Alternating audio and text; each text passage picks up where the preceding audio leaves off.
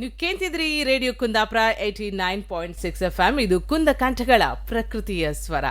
ನಾನು RJ ಜ್ಯೋತಿ ನಿಮ್ಮೊಟ್ಟಿಗೆ. ಇವತ್ತು ಇನ್ನೊಂದು ಹೊಸ ಸರಣಿಯ ಕಾರ್ಯಕ್ರಮ. ಇದು ಯಾವುದ್ರ ಬಗ್ಗೆ ಅಂತ ಕೇಳಿದರೆ, ಹೆಚ್ಚಿನ ಸಂದರ್ಭಗಳಲ್ಲಿ ಇದು ತುಂಬ ಅಗತ್ಯ ಇರುತ್ತೆ ನಮಗೆ. ಆದರೆ ಇದು ಬೇಕೇ ಅನ್ನೋದು ನಮ್ಮ ಮನದಟ್ಟ ಇಪ್ಪೋದಿಲ್ಲ. ಅದು ಬೇಕಂತ ನಾವು ಅಂದ್ಕೊಂಬತ್ತಿಗೆ ತುಂಬ ತಡ ಇರುತ್ತೆ. ಅಷ್ಟೊತ್ತಿಗೆ ಅದು ಸಿಕ್ಕುವುದಿಲ್ಲ, ಸಿಕ್ಕರೂ ಉಪಯೋಗಕ್ಕೆ ಬತ್ತೂ ಇಲ್ಲ. ಅಂಥದ್ದೊಂದು ಯಾವುದಂತ ಕೇಳಿದ್ರೆ ಅದನ್ನ ಇನ್ಶೂರೆನ್ಸ್ ಅಂತ ಕರೀತಾರೆ. ಹೌದು, ಈ ಇನ್ಶೂರೆನ್ಸ್ ಅಂದನ್ನು ನಾವು ಕೇಂಡಿತ್ತು. ಆದರೆ ಯಾರೋ ಬಂದು ಇನ್ಶೂರೆನ್ಸ್ ಏಜೆಂಟ್ಗಳು ಅಪ್ರೋಚ್ ಮಾಡ್ತಾರೆ. ಕೆಲವು ಸಲ ಪೈಕ್ಯರೋ ಸ್ನೇಹಿತರು ಅಂಥೇಳಿ ದಾಕ್ಷಿಣ್ಯಕ್ಕೆ ಬಿದ್ದು ನಾವು ಒಟ್ಟು ಏನು ಸಮ ಗೊತ್ತಿಪ್ಪೋದಿಲ್ಲ.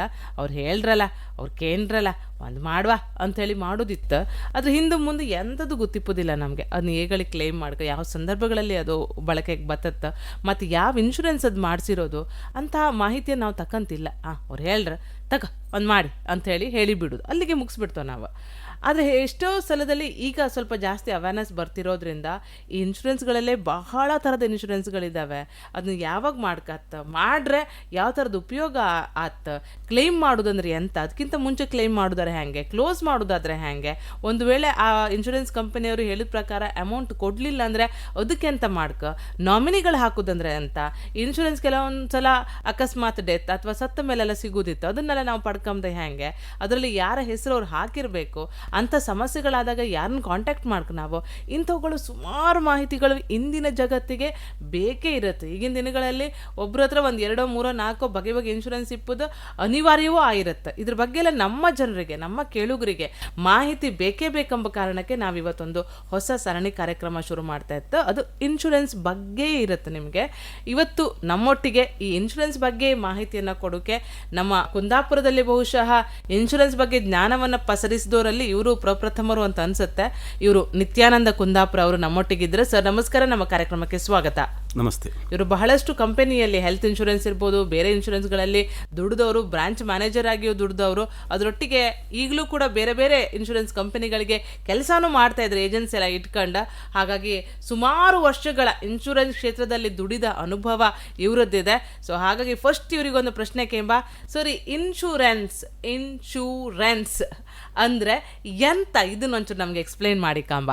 ಇನ್ಶೂರೆನ್ಸ್ ಅಂದರೆ ನಷ್ಟ ಪರಿಹಾರವನ್ನು ತುಂಬಿಕೊಡುವಂಥದ್ದು. ಮೊದಲ ಕಾನ್ಸೆಪ್ಟೇ ಅದು. ಇನ್ಶೂರೆನ್ಸಿನ ಮೂಲ ಉದ್ದೇಶವೇ ನಷ್ಟ ಆದದನ್ನು ಪರಿಹಾರ ತುಂಬಿಕೊಡುವಂಥದ್ದು. ಕನ್ನಡದಲ್ಲಿ ನಾವು ವಿಮೆ ಅಂತೇವೆ. ಇದರಲ್ಲಿ ಏನು ನಷ್ಟ ಅಂತ ಹೇಳಿದ್ರೆ, ನಮ್ಮ ಸ್ವತ್ತು ಇರ್ಬೋದು. ಈಗ ನಮ್ಮ ಮನೆ ಅಂತಿರುತ್ತೆ, ಮನೆಯಲ್ಲಿರುವ ಸ್ವತ್ತುಗಳು, ಚಿನ್ನಾಭರಣಗಳು, ವಸ್ತ್ರಾಭರಣಗಳು, ಅದು ಇದು ಎಲ್ಲ ಫರ್ನಿಚರ್ಸು ಎಲ್ಲ ಬರುತ್ತೆ, ಅದಕ್ಕೂ ಇನ್ಶೂರೆನ್ಸ್ ಇದೆ. ಪ್ಲಸ್ ಮನೆಯಲ್ಲಿ ನಾವು ಯೂಸ್ ಮಾಡುವಂಥ ವೆಹಿಕಲ್ಸ್, ಕಾರು, ರಿಕ್ಷಾ, ಅದು ಇದು ಎಲ್ಲ, ಸ್ಕೂಟರ್ಸು ಎಲ್ಲ ಇರುತ್ತೆ. ಅವುಗಳು ನಮ್ಮ ವ್ಯಾಲ್ಯೂಯಬಲ್ ಸ್ವತ್ತುಗಳು. ಅಂದರೆ ಇದರಲ್ಲಿ ಟೋಟಲಿ ಹೇಳೋದಂದರೆ ವ್ಯಾಲ್ಯೂಯಬಲ್ ಸ್ವತ್ತು ಅಥವಾ ಒಂದು ಅಮೂಲ್ಯವಾದ ವಸ್ತು ನಷ್ಟಕ್ಕೆ ಒಳಪಟ್ಟಾಗ ನಮಗೆ ಕಷ್ಟಪಟ್ಟು ನಾವು ದುಡ್ಡು ತಗೊಂಡಿರ್ತೀವಿ. ಒಂದು ಟಿವಿನೋ, ಫ್ರಿಜ್ಜೋ, ವಾಷಿಂಗ್ ಮಿಷಿನೋ, ಕಾರೋ ನಮ್ಮ ಮನೆ ಉಪಯೋಗಕ್ಕೆ ನಾವು ಪರ್ಚೇಸ್ ಮಾಡಿರ್ತೇವೆ. ಅದು ನಷ್ಟಕ್ಕೆ ಹೊಂದಿದಾಗ ನಮಗೆ ಪರಿಹಾರ ಹೇಗೆ, ಅದಕ್ಕೋಸ್ಕರ ಇನ್ಶೂರೆನ್ಸ್ ಕಾನ್ಸೆಪ್ಟ್ ಬಂದದ್ದು.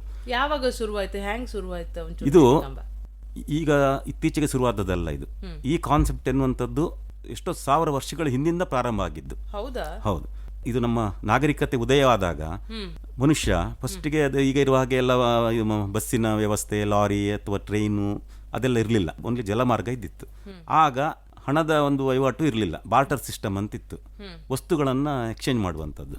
ಒಂದು ಪ್ರದೇಶದಲ್ಲಿ ಬೆಳೆದಂಥ ಬೆಳೆಗಳನ್ನು ಅಥವಾ ಏನೋ ತಯಾರು ಮಾಡಿದ ವಸ್ತುಗಳನ್ನು ಇನ್ನೊಂದು ಕಡೆ ಕೊಟ್ಟು ಅಲ್ಲಿಂದ ಅದನ್ನು ಬದಲಿ ತಗೊಂಡು ಬರುವಂಥ ವ್ಯವಸ್ಥೆ. ಆಗ ಈಗಿನ ಹಾಗೆ ಹಡಗು, ದೊಡ್ಡ ಬೋಟ್ಗಳೆಲ್ಲ ಇರಲಿಲ್ಲ. ತೆಪ್ಪಗಳನ್ನು ಮಾಡಿಕೊಂಡು ಸಣ್ಣ ಸಣ್ಣ ದೋಣಿ, ಹಾಯಿ ದೋಣಿ ಎಲ್ಲ ಇತ್ತಾಗ. ಇದೆಲ್ಲ ಕ್ರಿಸ್ತ ಪೂರ್ವದ ವಿಷಯಗಳೆಲ್ಲ. ಅಂಥ ಸಂದರ್ಭದಲ್ಲಿ ಒಂದು ಕಡೆಯಿಂದ ಅಲ್ಲಿರುವ ಎಕ್ಸಸ್ ಗುಡ್ಸ್, ಅವನು ಬೆಳೆದ ವಸ್ತುಗಳನ್ನು ಇನ್ನೊಂದು ದೇಶಕ್ಕೋ ಅಥವಾ ಪ್ರದೇಶಕ್ಕೆ ಅವನು ದೋಣಿಯಲ್ಲಿ ತಗೊಂಡೋಗಿ ಕೊಟ್ಟು ಅಲ್ಲಿಯ ಕೆಲವು ಪ್ರಾಡಕ್ಟನ್ನು ಅವನು ತಂದು ಈಚೆಗೆ ತಂದು ಒಂದು ಸಣ್ಣ ವ್ಯಾಪಾರ ಮಾಡಿಕೊಂಡು ಮನುಷ್ಯ ಆಗ ಇದ್ದ. ಆಗ 10 ಇಂತಹ ಸರಕುಗಳು, 10 ತೆಪ್ಪಗಳು, ದೋಣಿಗಳು, ಹಾಯಿ ದೋಣಿಗಳು ಹೋದರೆ ಅದರಲ್ಲಿ 5 ಮಾತ್ರ ವಾಪಸ್ ಬರ್ತಿತ್ತು. ಕಾರಣ ಅಲ್ಲಿ ತೂಫಾನು ಹೇಳುವಂಥದ್ದು ಅಥವಾ ಬೇರೆ ಏನಾದರೂ ಸುನಾಮಿ ಬರುವಂಥದ್ದು, ಆಮೇಲೆ ಕಡಲ್ಗಳಿದ್ರಾಗ ನಾವು ಏನೋ ತಗೊಂಡು ಹೋಗ್ತೇವೆ, ನಮ್ಮನ್ನು ಲೂಟಿ ಮಾಡುವಂಥ ಗ್ಯಾಂಗ್ ಇತ್ತು. ಆವಾಗ ಅಲ್ಲಿ ನಷ್ಟ ಆಗ್ತಿತ್ತು. 10 ಹೋದ್ರೆ 5 ಬರ್ತಿತ್ತು ವಾಪಸ್. ಆಗ ಅಲ್ಲಿ ಏನಾಯ್ತು, ಈ ನಷ್ಟಕ್ಕೊಳಪಟ್ಟವ್ರು ತಲೆ ಮೇಲೆ ಕೈ ಇಟ್ಕೊಂಡು ಕುತ್ಕೊಳ್ತಾ ಇದ್ರು. ನೀವೆಲ್ಲ ಲಾಭ ಮಾಡ್ಕೊಂಡು ಬಂದ್ರೆ ನನ್ಗೆ ಹೋಯ್ತು, ನನ್ನ ದೋಣಿ ಮುಳುಗೋಯ್ತು ಅಂತ. ಆಗ ಪ್ರಾಣ ಹಾನಿ ಆಗ್ತಿತ್ತು, ವಸ್ತು ಹಾನಿ ಎಲ್ಲ ಆಗ್ತಿತ್ತು. ಅದಕ್ಕೆ ಆಗ ನಮ್ಮ ಪೂರ್ವಜರವರು ಅಲ್ವಾ, ಅವ್ರು ಏನ್ ಮಾಡಿದ್ರು, ಅವರೊಂದು ವಿಚಾರ ಮಾಡಿ, ಇನ್ನು ಈ ಥರ ನಷ್ಟ ಆದರೆ ಅವ್ರಿಗೇನು ಪರಿಹಾರ ಕೊಡೋದು, ಯಾರು ಕೊಡೋದು ಅಲ್ವಾ. ಅದಕ್ಕೆ ಏನು ಮಾಡಿದ್ರು, ಈ ಹೊರಡುವಾಗ ಪ್ರತಿ ಸಲ ಹೊರಡುವಾಗ ಒಂದಿಷ್ಟು ವಸ್ತುಗಳನ್ನು ತೆಗೆದಿಟ್ಟುದು, ಒಂದು ರಿಸರ್ವ್ ಫಂಡ್ ಅಂತ ತೆಗೆದಿಡುದು ವಸ್ತುಗಳನ್ನೇ. ಆಗ ಹಣ ಇರಲಿಲ್ವಲ್ಲ, ವಸ್ತುಗಳನ್ನೇ, ಅದು ತರಕಾರಿ ಇರ್ಬೋದು, ಹಣ್ಣು ಇರ್ಬೋದು, ಏನೇ ಇರ್ಬೋದು, ತೆಗೆದಿಡುವಂಥದ್ದು, ವ್ಯಾಪಾರಕ್ಕೆ ಹೋಗೋದು. ಯಾರಿಗೆ ನಷ್ಟ ಆಗಿದೆ ಅವರಿಗೆ ಅದನ್ನ ಪರಿಹಾರವಾಗಿ ಕೊಡುವಂತ ಸಿಸ್ಟಮ್ ಆಗ ಬಂದದ್ದು. ಅದು ನಂತರದಲ್ಲಿ ಈಗ ತರ ಬೆಳವಣಿಗೆ ಆಗಿ ಆಗಿ ಆಗಿ ಬದಲಾವಣೆ ಆಗಿ ಆಗಿ ಈಗ ಯಾವ ಸ್ಥಿತಿಗೆ ಬಂತಂದ್ರೆ ಇನ್ಸೂರೆನ್ಸ್ ಇಲ್ಲದ ಕ್ಷೇತ್ರವೇ ಇಲ್ಲ. ಆ ಟೈಮಲ್ಲಿ ಇನ್ಶೂರೆನ್ಸ್ ಅಂದ್ರೆ ವಸ್ತುಗಳನ್ನ ನಷ್ಟ ಪರಿಹಾರಕ್ಕೋಸ್ಕರ ಬಂದ ಕಾನ್ಸೆಪ್ಟ್ ಈಗ ಅದು ಎಷ್ಟೋ ವರ್ಷಗಳ ನಂತರ ಬದಲಾವಣೆ ಆಗಿ ಆಗಿ ಆಗಿ ಆಗಿ ಈಗ ಇನ್ಸೂರೆನ್ಸ್ ಕಂಪನಿ ಎಂಬ ಹೆಸರಿನಲ್ಲಿ ಈಗ ಕೆಲಸ ಮಾಡ್ತಾ ಇದೆ. ಬೇರೆ ಬೇರೆ ರೂಪದಲ್ಲಿ ರೂಪಾಂತರಗೊಂಡು ಈಗ ಪಡೆದಿದೆ. ಫಸ್ಟಿಗೆ ನಮ್ಮ ಭಾರತದ ವಿಷಯ ತಗೊಳ್ಳೋದಾದ್ರೆ, ನಮ್ಮ ಭಾರತದಲ್ಲಿ 1818ರಲ್ಲಿ ಓರಿಯೆಂಟಲ್ ಇನ್ಶೂರೆನ್ಸ್ ಅಂತ ಒಂದು ಸ್ಟಾರ್ಟ್ ಆಯ್ತು. ಆಗ ಬ್ರಿಟಿಷ್ ಆಡಳಿತ ಇತ್ತು ನಮ್ಮಲ್ಲಿ, ಅದು ಬ್ರಿಟಿಷ್ ಗವರ್ಮೆಂಟಿನ ಒಂದು ಸಂಸ್ಥೆ. ಅದು ಅಲ್ಲಿಯ ಇನ್ಶೂರೆನ್ಸ್ ಕಂಪನಿ ಇಂಡಿಯಾದಲ್ಲಿ ಸ್ಟಾರ್ಟ್ ಆಯ್ತು. ಓರಿಯೆಂಟಲ್ ಇನ್ಶೂರೆನ್ಸ್ ಅಲ್ಲ, ಈಗ ಇರೋದೇ ಬೇರೆ. ಅದೀಗ ಆಗ ಇರುವಂತ ಓರಿಯೆಂಟಲ್ ಅಶ್ಯೂರೆನ್ಸ್ ಅಂತೇಳಿ ಒಂದು ಬಂತು, ಓರಿಯೆಂಟಲ್ ಸೊಸೈಟಿ ಅಂತ ಬಂತು ಸ್ಟಾರ್ಟಿಂಗ್ ನಲ್ಲಿ. ಅದು ಪ್ಯೂರ್ಲಿ ಹೊರಗಿದ್ದು, ಬ್ರಿಟನ್ ಇದ್ದದು. ನಂತರ ಅದು 1834ರಲ್ಲಿ ಅದು ಹೋಯ್ತು, ಮುಳುಗಿ ಹೋಯ್ತು ಆ ಟೈಮ್ ನಲ್ಲಿ. ನಂತರ 1870ರಲ್ಲಿ ಭಾರತದ್ದೇ ಒಂದು ಹೊಸ್ತು ಬಂತು, ಬಾಂಬೆ ಲೈಫ್ ಇನ್ಸೂರೆನ್ಸ್ ಅಂತೇಳಿ ಒಂದು ಬಂತು.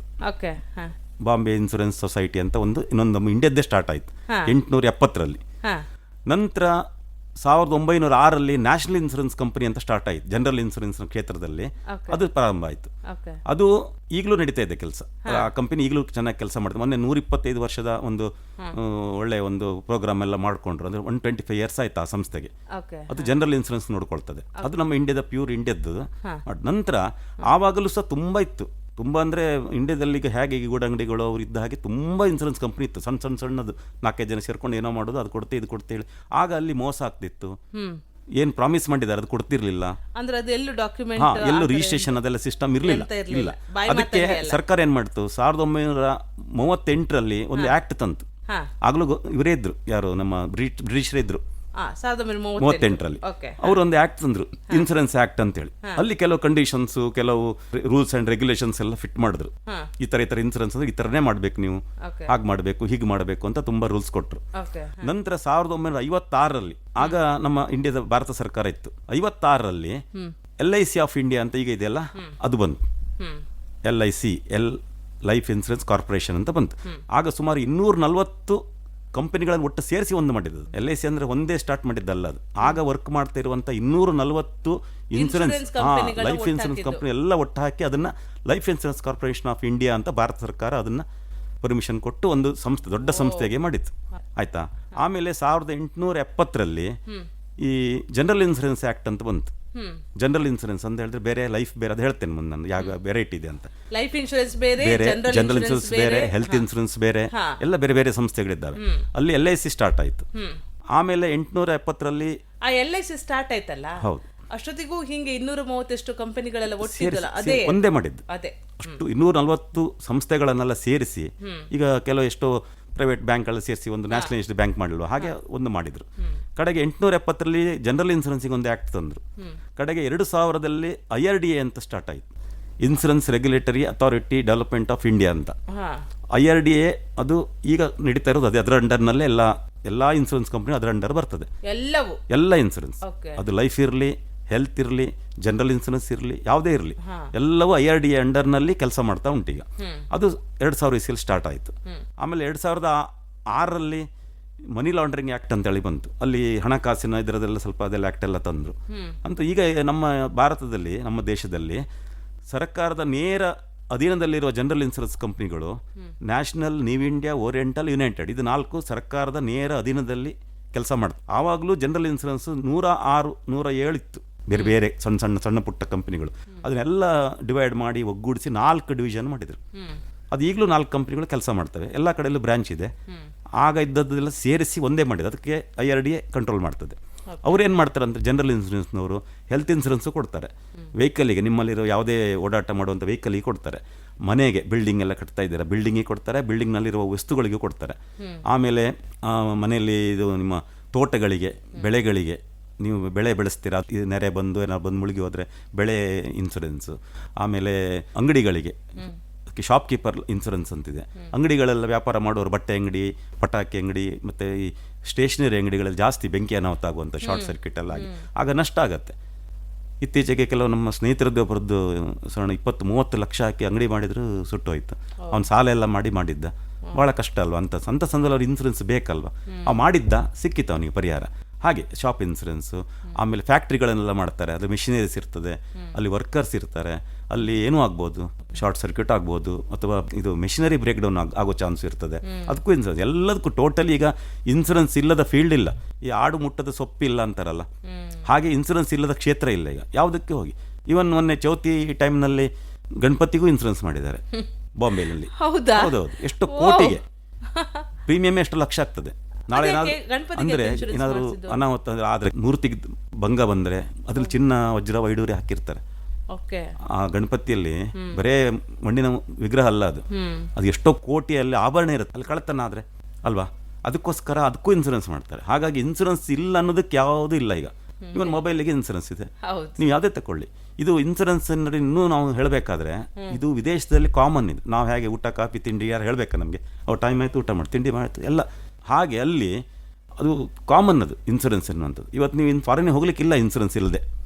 ವೀಸಾ ಪಾಸ್ಪೋರ್ಟ್ ಆದ ಕೂಡಲೇ ಅಲ್ಲಿ ಇನ್ಸೂರೆನ್ಸ್ ಇದೆಯಾ ಕೇಳ್ತಾರೆ, ಮೂರನೇದು. ಇಲ್ಲಿ ಇನ್ಸೂರೆನ್ಸ್ ಯಾರಿಗೂ ಇಲ್ಲ, ಅಲ್ಲಿ ಅಷ್ಟಿದೆ. ಅಲ್ಲಿ ಎಲ್ಲಿವರೆಗೆ ಅಂದರೆ ಹುಟ್ಟಿದ ಮಗುವಿಗೆ ಚಡ್ಡಿ ಹೊಲಿಸೋ ಮೊದಲು ಇನ್ಸೂರೆನ್ಸ್ ಮಾಡ್ತಾರಂತೆ, ಅಷ್ಟೇ ಅವೇರ್ನೆಸ್. ಫಸ್ಟ್ ಇನ್ಸೂರೆನ್ಸ್, ಆಮೇಲೆ ಚಡ್ಡಿ ಹೊಲಿಸೋ.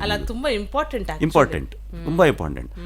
ಮತ್ತೆ ಇನ್ನೊಂದು, ಅಲ್ಲಿ ಅವರು ಮನುಷ್ಯರಿಗೆ ಮಾತ್ರ ಅಲ್ಲ, ಅವ್ರ ಮನೆಯಲ್ಲಿ ನಾಯಿ ಬೆಕ್ಕು ಏನು ಪ್ರಾಣಿ ಅದಕ್ಕೂ ಮಾಡ್ತಾರೆ, ಅದಕ್ಕೂ ಇನ್ಸೂರೆನ್ಸ್ ಇದೆ. ನಾಳೆ ನಾಯಿ ಏನಾದರೂ ಆ ಕಡೆ ಹೋಗಿ ಅಪಘಾತ ಆಗಿಯೋ ಬೆಕ್ಕ್ಯಾರ ಕಳ್ಳತನ ಮಾಡಿದ್ರೆ ಅದಕ್ಕೂ ಪರಿಹಾರ ಕೊಡಬೇಕು. ಇಲ್ಲಿ ಮನುಷ್ಯರಿಗೆ ಇಲ್ಲ ನಮ್ಮಲ್ಲಿ. ಅಲ್ಲಿ 100% ಕವರ್ ಆದರೆ, ನಮ್ಮಲ್ಲಿ LIC ಅಂತ ಹೇಳ್ತೀವಲ್ಲ, ಲೈಫ್ ಇನ್ಸೂರೆನ್ಸ್, ಅದು 50% ಜನಕ್ಕೆ ಕವರ್ ಆಗಿದೆ. ಎಲ್ಲ ಮನೆಯಲ್ಲಿ ಏಜೆಂಟ್ ಇದ್ದಾರೆ ಇಂಡಿಯಾದಲ್ಲಿ, ಓನ್ಲಿ 50%. ಇನ್ನೂ 50% ಜನ LIC ಮಾಡದೆ ಹೊರಗಿದ್ದಾರೆ, ವ್ಯಾಪ್ತಿಯಿಂದ ಹೊರಗಿದ್ದಾರೆ. ಆದರೆ ಜನರಲ್ ಇನ್ಸೂರೆನ್ಸ್ ಇದೆಯಲ್ಲ, ಇದು ಹೆಲ್ತ್ ಇನ್ಸೂರೆನ್ಸ್, ಅದು ಓನ್ಲಿ 30% ಮಾತ್ರ ಕವರ್ ಆಗಿದೆ. 70% ಜನ ಇನ್ನೂ ಅದರಿಂದ ಹೊರಗಿದ್ದಾರೆ. ಕೆಲವರು ಗೊತ್ತಿಲ್ಲ ಅಂತ ಹೇಳೋದು, ಕೇಳಿದ್ರೆ ಅಯ್ಯೋ ನಂಗೆ ಗೊತ್ತಿಲ್ಲ, ಯಾರು ಹೇಳಲಿಲ್ಲ ಅಂತ ಹೇಳೋದು. ಇನ್ನು ಕೆಲವರು ಹೇಳೋದು ನೋಡುವ ಮಾಡುವ ಅಂತ, ಹೀಗೆ ಸ್ವಲ್ಪ ಉದಾಸೀನ ಗೊತ್ತಾ. ನಿಜವಾಗ್ಲೂ ಅದು ಉದಾಸೀನವೇ.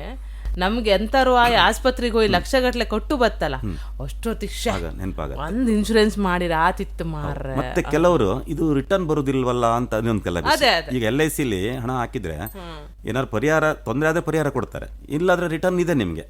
ಇದರಲ್ಲಿ ವಾಪಸ್ ಇಲ್ವಲ್ಲ, ಹಾಕಿದ ವಾಪಸ್ ಇಲ್ಲ, ನಿಮ್ ತೊಂದರೆ ಆದ್ರೆ ಮಾತ್ರ ವಾಪಸ್ ಕೊಡೋದಲ್ವಾ.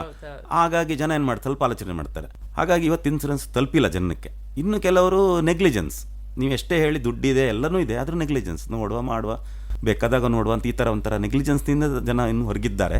ಅವರಿಗೆಲ್ಲ ಆದಷ್ಟು ಇನ್ಸೂರೆನ್ಸನ್ನು ನಾವು ಅವೇರ್ನೆಸ್ ಮೂಡಿಸ್ತಾ ಇದ್ದೇವೆ. ನಾವು ಯಾವುದೇ ಕಂಪ್ನಿ ಬಗ್ಗೆ ಪ್ರಚಾರ ಮಾಡ್ತಾ ಇಲ್ಲ.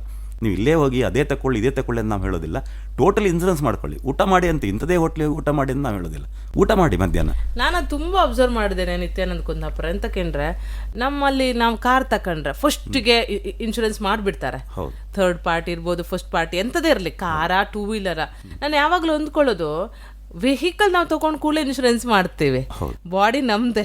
ಎಷ್ಟು ಕ್ರೋರ್ಸ್ ಆಫ್ ವ್ಯಾಲ್ಯೂ ಇದೆ ಈ ಬಾಡಿ. ಗಾಡಿಗೆ ಮಾಡ್ತೇವೆ, ಬಾಡಿಗೆ ಮಾಡೋದಿಲ್ಲ.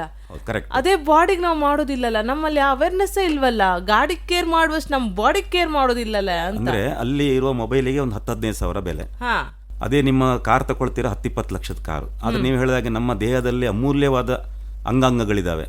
ಹೌದು, ಅದಕ್ಕೆ ನಾವು ಏನೂ ಕೇರ್ ತಗೊಳ್ತಾ ಇಲ್ಲ. ಅದು ನಷ್ಟಕ್ಕೊಳಪಟ್ರೆ ನಿಮ್ಗೆ ಏನು ಮಾಡ್ಲಿಕ್ಕೆ ಆಗಲ್ಲ. ನಮ್ಮ ಆರೋಗ್ಯದ ವಿಷಯ ತಗೊಂಡ್ರೆ ಹೆಲ್ತ್ ಇಸ್ ದ ಇಂಪಾರ್ಟೆಂಟ್, ಆಮೇಲೆ ವೆಲ್ತ್ ಅಂತೀವಿ. ಆಕ್ಚುಲಿ ಈಗ ಮರಣಶೈಲಿಯಲ್ಲಿ ಮಲಗಿದಾಗ ಅಂತಾರೆ, ಈಗ ಹಾಸ್ಪಿಟಲ್ ಬೆಡ್ ಅಲ್ಲಿ ಮಲಗಿದಾಗ ನಾನು ಒಂದು ಇನ್ಶೂರೆನ್ಸ್ ಮಾಡಿಸ್ಕಿದಿತ್ತ ಅಂತ ಆಗ ಅನ್ಸೋದು.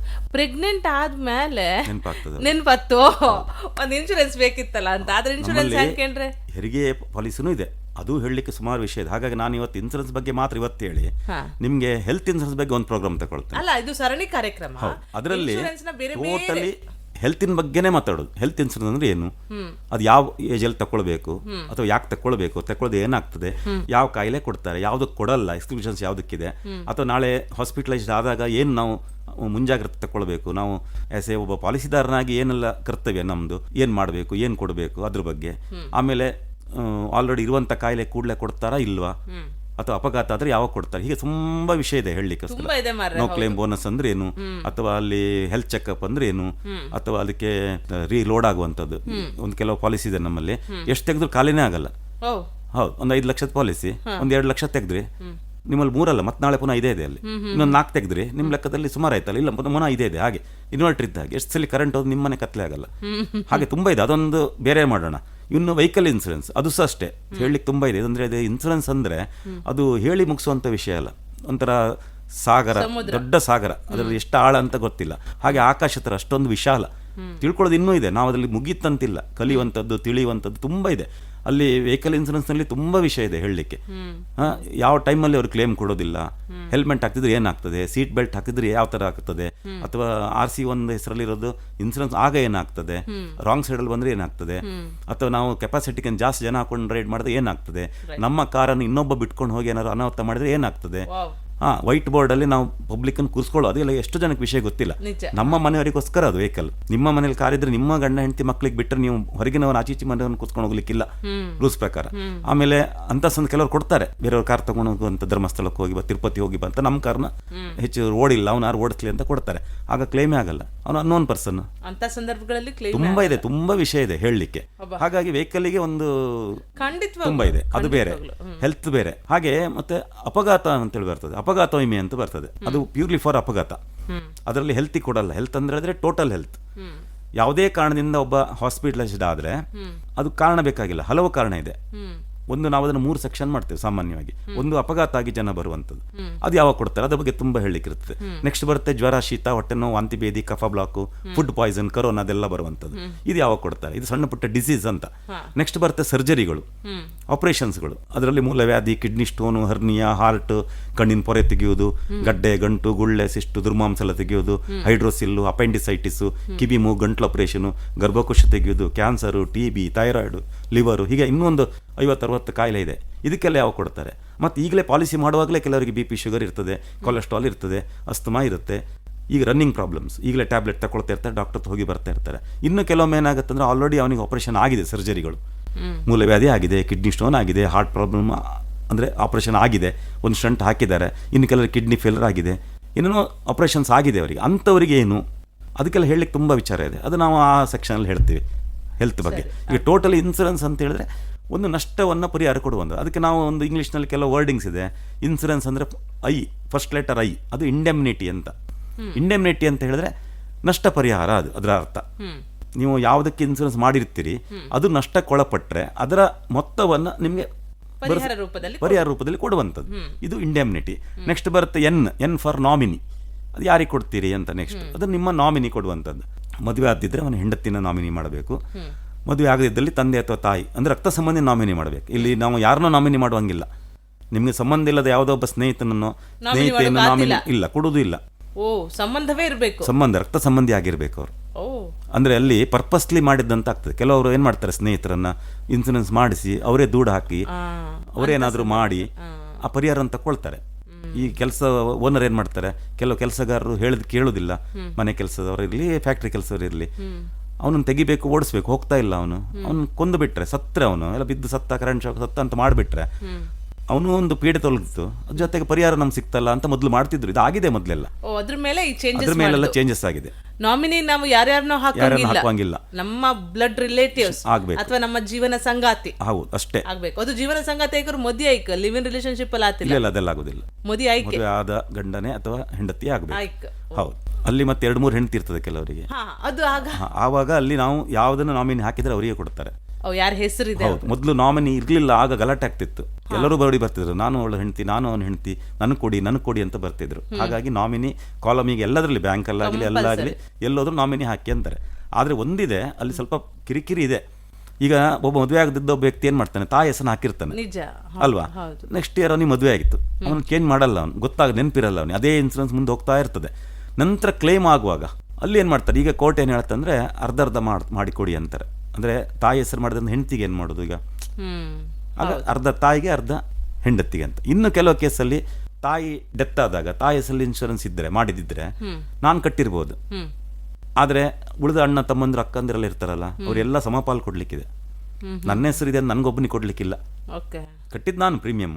ಆದ್ರೂ ಅಲ್ಲಿ ಒಂದು ಕಾನೂನು ಏನು ಹೇಳ್ತದೆ ಗೊತ್ತುಂಟು, ಅದು ಅವ್ರಿಗೆ ಗೊತ್ತಿಲ್ಲ ಯಾರು ಕಟ್ಟಿದ್ದೇನೆ ಅಂತೇಳಿ. ನಾನೇ ಹೇಳ್ಕೋಬಹುದು ನಾನೇ ಕಟ್ಟಿದೆ ಅಂತ.